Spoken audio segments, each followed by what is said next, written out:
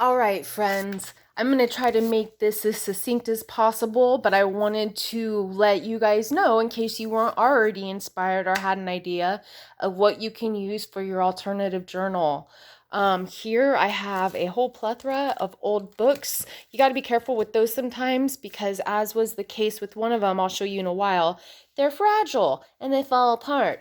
But what's awesome about these, often they have really cool old pictures in them. I'm going to ultimately use this old recipe book I got at a garage sale. It's so cute, recipes. And actually, it's got a bunch of old, just yellow recipes, and I'll end up using that. Um, this is from the Dollar Tree, and it's awesome because it's thick. So if you just want, like, I hope it's still going. Oh, yeah, if you just want to do something thick and short and sweet, you could actually use the content in that just because it's super cute. This is a tiny Altoids box journal. I have a completed one somewhere, but I can't find it. But you open it up, there's paper in there, there's pictures on it. It unfolds like a, what is it called? Xylophone? No. Whatever. And if you can't afford $2.99 for Altoids, you can get one of these little frozen puzzle boxes from the Dollar Tree. I've also been known to make Matchbox photo albums. You can also use this beautiful cigar box. My dear friend Roger hooked me up with a number of them. I'm doing all kinds of different things, but this is for you guys. And the 6x6 paper happens to fit perfectly in it, so you won't have to do much cutting or anything. All right, so here is a book that I deconstructed. The cover's not done yet, but that's string with gesso. But you open it up and look at that. Ooh-wee! I drilled holes in the top, and I'm using those little clasp binder rings to keep it together. That's embossing powder with stencil work right there. And as you'll see, I use all kind of different papers. You know what I mean? I like to make it diverse. I haven't made any yet, but ultimately I'm going to make pockets so you could stick stuff in stuff as well. These, stencil kind of, but I used my die cut machine to make it, and I'll show you what that is here in a real quick second. But lastly, I want to show you too. I just made this out of paper. I cut a piece of nice cardstock scrapbook paper and folded it, and bam, bam, bam, and there you go. I'm going to make it a little like notebook you can pull stuff out of. I'll show you that later when I'm making more progress. And who would have thunk? Records? This is a work in progress. At first I was going to use this hardware, but I have decided against it. I might still use that vintage drawer pull though. Anyways, I'm going to punch a hole in the records. There's a record on the top, record in the bottom. And when you open it up, there's all the people. No, it's scrapbook paper, several pieces that I cut the same size of the records. Imagine that. And another time I'll share with you all the hardware I've picked up around the world, or at least around Whatcom County, which go really well with altered scrapbooks. Yay! So there is an idea for you. If you don't have a book you're willing to deconstruct at home, here's some books or other mediums in which, hey, little. That's going to be a common occurrence around here. But I just wanted to quickly scan some other items you could use as well, okay? I'm not going to talk much about this because a lot of people don't have one, but I want to show you this. This is embossing powder, and I like dimensional stuff. I like to feel, I like tactile. Now if you see how it's kind of raised right there, oh, isn't that pretty? And what I did is I ran that in an embossing folder through this Sizzix machine, which not everybody has. A Sizzix also cuts dies, little metal dies, to make these cool cutouts. These, I didn't want to pull those out because they're kind of fragile. I also have a die. I'm going to ultimately line the edge of one of the pages in my books with this. Come on. Anyways, another time for that. But I wanted you to know that these embossing folders right here, you can use a rolling pin and emboss your paper too. And what you do is you just lightly stamp over the top of that, You pour some of this here embossing powder on the stamp part, shake it off. Here's another type of embossing powder if you want to just make it shiny. Pour it, dust it off, heat gun it, or use your hairdryer on a low setting, and it makes stuff shiny. I love it. Here I used, I embossed on this black cardstock. I put some pigment powder on it to make it pretty and colorful. And then I heated the embossing powder up again and then stamped the octopus image on it while it was warm so it would make that impression. Anyways, I'm having difficulty articulating myself. I've been very nervous about sharing with you guys today. All right, we're almost done. Let me just show you some of the stuff that I'm also working on or that could be integrated into your mixed media efforts. You can use fibers. Some of these were silk gifts from a friend whose daughter goes to Japan pretty often. These are table runners from the Dollar Tree. These are swatches from Joann's I got out of the dumpster. I actually paid for these. These are cotton remnants that I got. This one's not cotton, but these two are. I got those because I was going to try to make masks for COVID, but whatever. Here's a pretty scarf I look forward to ripping apart from the Dollar Tree. And then here's some mixed media work I've been doing. The little round things are going to be little pockets in some of my book pages. And you pull it out and then, oh my gosh, could it be? Is that Red and Little when they were wee babes? Why, yes, it is. This is going to be part of, so I'm making 3 altered journals right now. This one's going to be the evolution of my id. This was back in the day when I was a scary person, hence the red and the barricades and the cobwebs and that look on my face. Okay, and then this is just something a little abstract that's going to make an awesome cover that doesn't need to reveal what could possibly be inside. It's just cool looking. So many different mediums on that. I don't even know. I made this for a recovery bulletin board. It's just funny and adorable. I love little dioramas. I just wanted to share that with you. This right here was the example of an old book I started to work on and then it fell apart. So now I just have the cover. But it's cool because I'm using those pages to make tiny pockets and other stuff for inside of it. Here's another example of what pigment powder with the stencil can do. Excuse me, that embossing powder. I used a stencil, I went bloop, bloop, bloop, and then I poured stuff on it and I blow dried it, and now it's cool, kind of dimensional and color shifty.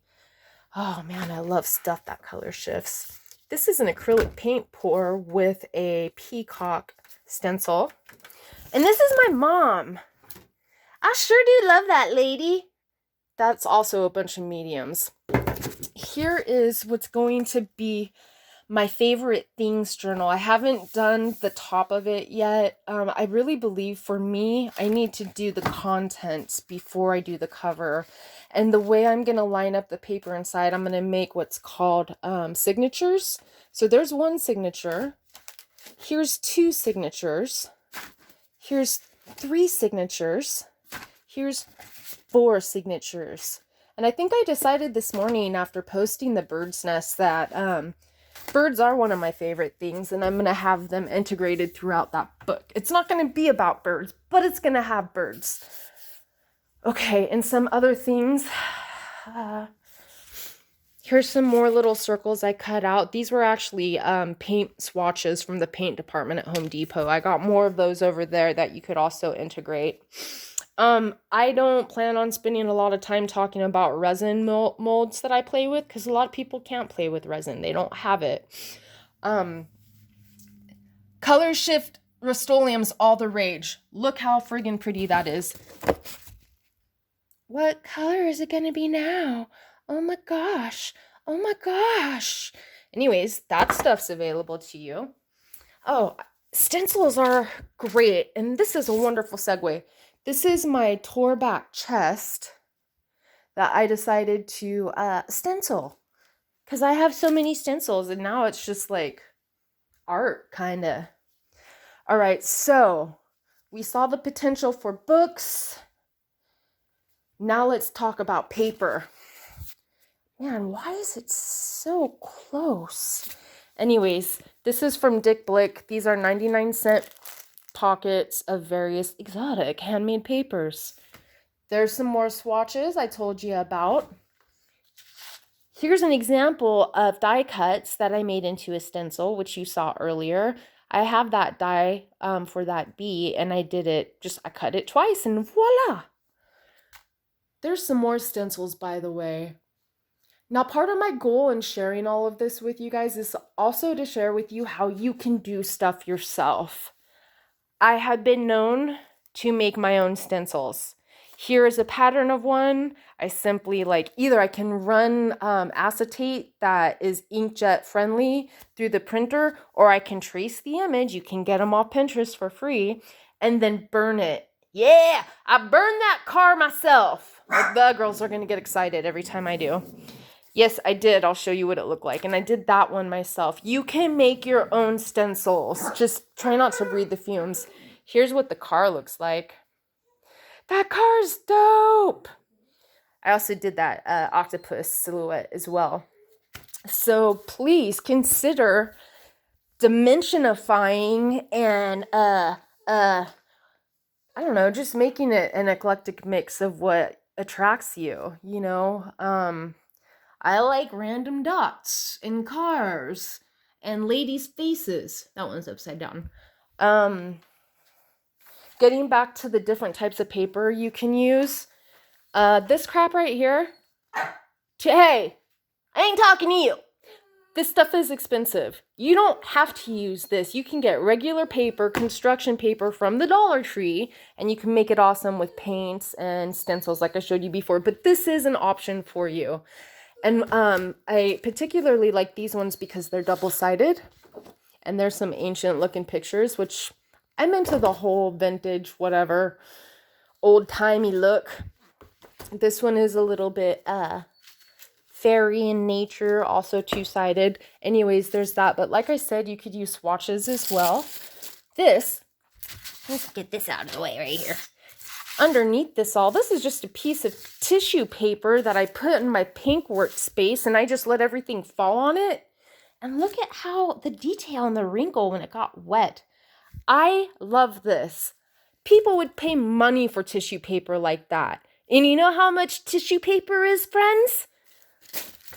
It's $1 at the Dollar Tree. I like this too just because I love animals. But you can get plain color too. So I'm just going to keep laying tissue paper down underneath my paint workspace. Also at the Dollar Tree.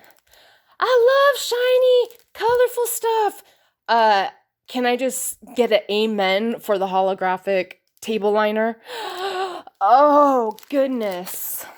Oh, also in that same area, look at those plates. Oh my goodness, that would look so awesome on a page with I don't know, a crab in the middle. No, okay, probably not. Anyways, I'll tell you about fusible fiber later. You can also use napkins. They work really well with Mod Podge. So some of the records I always get them from either Habitat for Humanity or what's the other one where they give out turkeys? Anyways, a thrift store. They're cheap. I love how cheesy and old the images are in this collection of records. I'm totally using them in my junk journals. All right, lastly, what I wanted to show you guys, there are so many different mediums you can use. Now, try not to judge me by my high-end Liquitex and Golden products.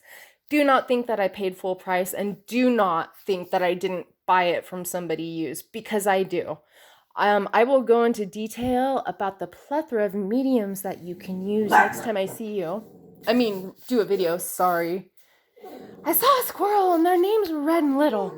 But Hobby Lobby, I got this 50% off. It'll last me forever. It dries clear. Most of these dry clear. Some of them don't. That's worth knowing. But friends, you don't have to spend that kind of money. Girls, hey. Oh, there's bunnies outside. Cheap gallon of glue. Dollar Tree caulking. That's right, boys and girls. For $1.08, you can have Dimensional Magic without costing an arm and a leg. All right, so that's what I got for now. I'm going to post the first week's prompts here in a minute. This isn't one of my journals, by the way. This is just like my art journal where I document like swatches and these are how I numbered a certain whatever paints. I did a swatch of like different pigment powders and resin, and that's how I'm keeping track of which one is which. And me just experimenting, right? Like this is a little backsplash tile, and so that's what I use this for. So I don't have to, these are different pigment sprays. That way I don't have to like waste valuable real estate and books and signatures. Rubber stamps, that'll be another topic for another time. Anyways, you guys, that was extremely embarrassing because I am so not articulate, and I don't know why it's so important to me. But stay tuned. I'm gonna try to post a much shorter video. Look at them, bunnies. At least a couple times a week. Please message me if you are interested in any of the things I ever show you, because I could probably find a way for you to do it a little bit cheaper. Or maybe I could ship you. I have way too many. What a nice view. Jenny, good God. Stop thinking about yourself. There's that nest again. Okay. Squirrel. Anyways, friends, where there's a will, there's a way. If one of you ends up doing this with me, then I'm stoked. If not, that's okay too. No pressure. I am here for your entertainment. Feel free to make fun of me. Spray paint, horns, beautiful wood, and my home. This is where I live, and I'm grateful. All right, guys, happy Saturday. Stay safe.